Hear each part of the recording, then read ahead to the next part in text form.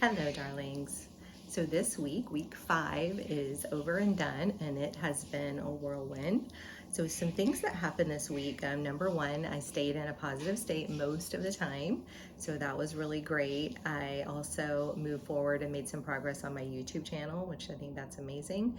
I had a safe flight, and other than a really long line at the German customs office, all the travels went really well.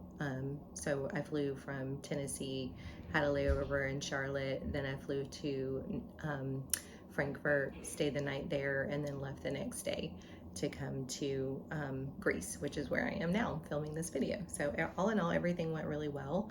I met a really nice woman at the reception and may have passed along some helpful information to her. I felt like it was a really positive exchange both ways and very synchronous, so that was amazing. Some things in service. I made lunch for my daughter before she went to work. I made a video that hopefully might help people one day, and I left really good notes and instructions on how to take care of my animals while I'm gone. My children will be taking care of them, and yeah, I left really good notes on that, how to do that. I set up, went grocery shopping, made sure there was plenty of food in the house for when my son gets there.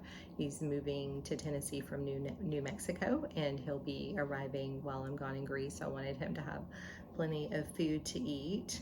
And then also I met a really nice woman and may have been I gave her the name of a book and may have been of some assistance to her. So those are all positive things that happened this week.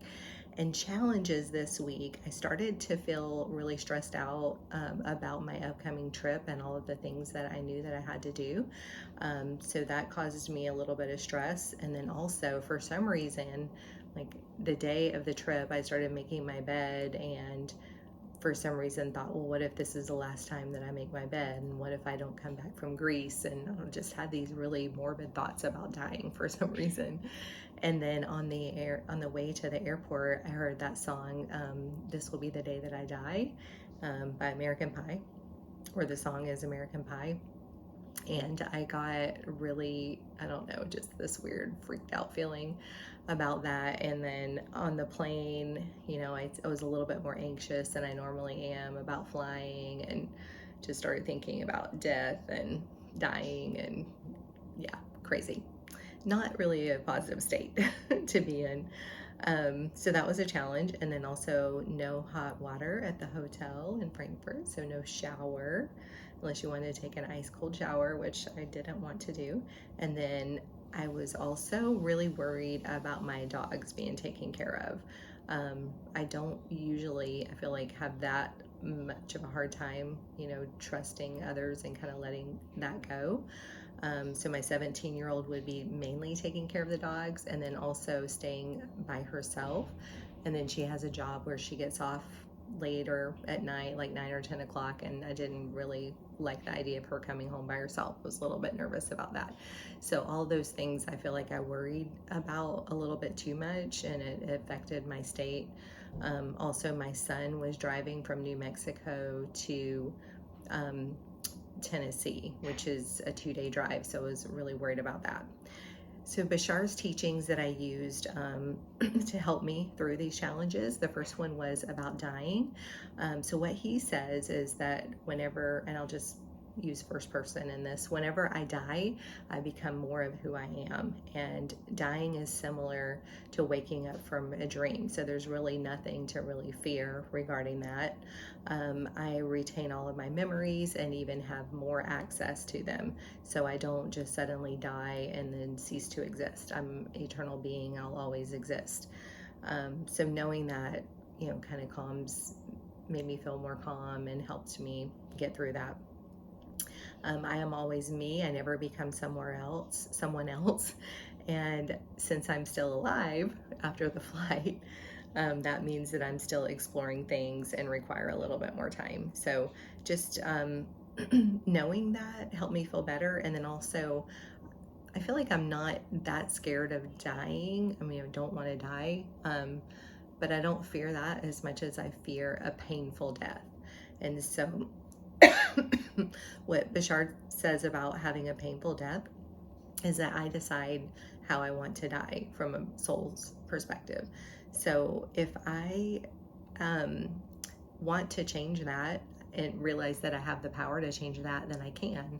So what I decided to do is to make it clear that I would like to transition in my sleep without any pain, and I can learn my lessons in other ways. I don't need to have a painful death in order to learn my lessons. So just wanted to clear that up and make sure that, soul understands that I don't need to have a painful death to make my transition. And then the other part that I really had a difficult time with was worrying about my children. So the teachings that Bashar gives about that has to do with limiting beliefs and letting go of limiting beliefs.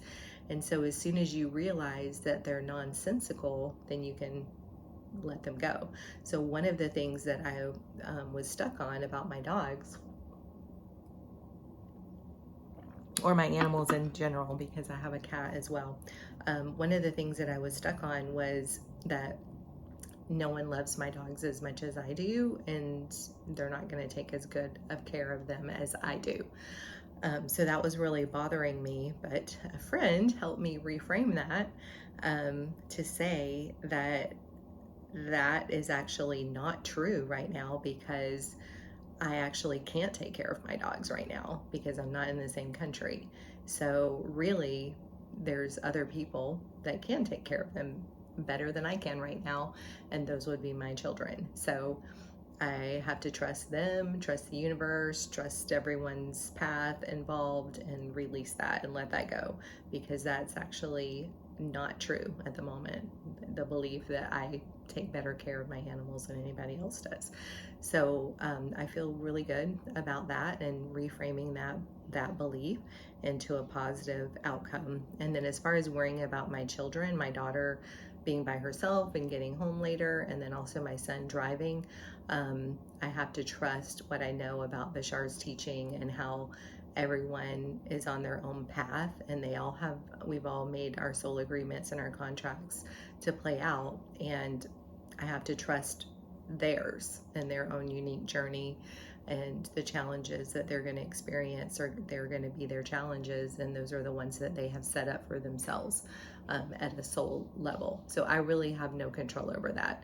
Yes, I can help them along their journey. Yes, I can be there for them, but ultimately they are becoming, my daughter in her case is becoming an adult, and my son already is an adult. So definitely relinquishing control over the outcomes, trusting the universe, trusting them, trusting their journey. And it's nothing that I could do anything about, even if I wanted to. So that is something that I have to let go of. So yeah, that's my week. The positives, the negatives, the challenges. It's a great week. I feel like I stayed in a positive state most of the time, and I'm really loving that the challenges that do come up, the fact that I'm making this video is helping me to work through those negative belief systems more than I would before. I think before I would just kind of sweep them under the rug. Let me just change my focus and, put a happy face sticker on it and move on with my life. But this is really causing me to question those negative beliefs and to define the negative beliefs in a more positive way. And Bashar says that by doing that, I'll get a positive result. So thank you for joining me, and I hope that you'll consider maybe subscribing to my channel, and then also doing this journey yourself, applying Bashar's formula to your life so that you can also get a positive result. Thank you.